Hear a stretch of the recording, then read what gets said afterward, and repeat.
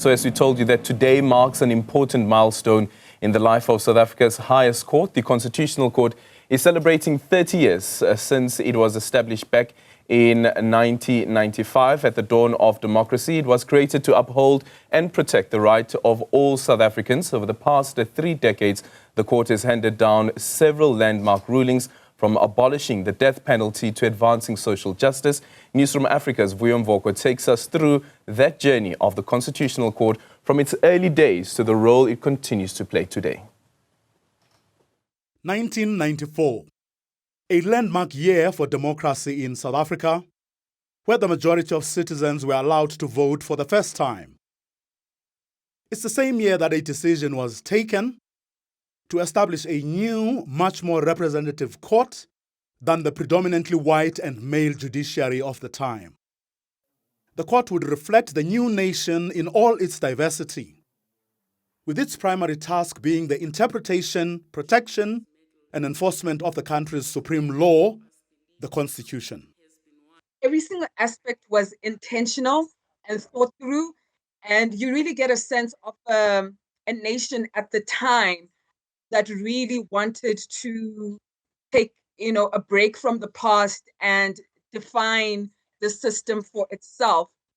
South Africa's first democratically elected president, Nelson Mandela, would appoint veteran liberation trial lawyer Arthur Chaskalson as the court's first heard. It was on the 15th of February 1995 that Constitutional Court justices heard the first case, the state versus Makwanyane, on the constitutionality of the death penalty. And on the 6th of June that year, the court unanimously found that the death penalty was indeed unconstitutional. The following year, the court would also play a crucial role in the 1996 adoption of the final constitution. In March 2004, the Constitutional Court celebrated its 10th anniversary at this new building in Braamfontein, which has been its home since. It's from here that it would go on to hand down landmark decisions about virtually all aspects of South African life, and from where the court's resilience and relevance would equally be tested. It is performing the function that it was explicitly established for. Unlike the U.S. Supreme Court, where this power was a little bit unclear, ours is mandated by the Constitution. That is what it is meant to do. And I think that it's really pulled us away from the brink.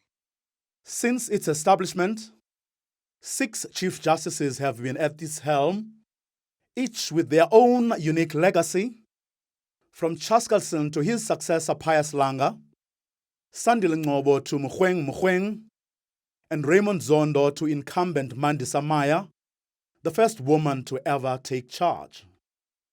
Maya took over after years of the court increasingly finding itself having to play a salutary role of having to rein in errant politicians and officials who had failed to properly exercise power. It's become a sore point for some politicians who argue against the exercise of the court's judicial review power over democratically elected public representatives. For Newzroom Afrika on Channel 405, I am Vuyo Mvoko.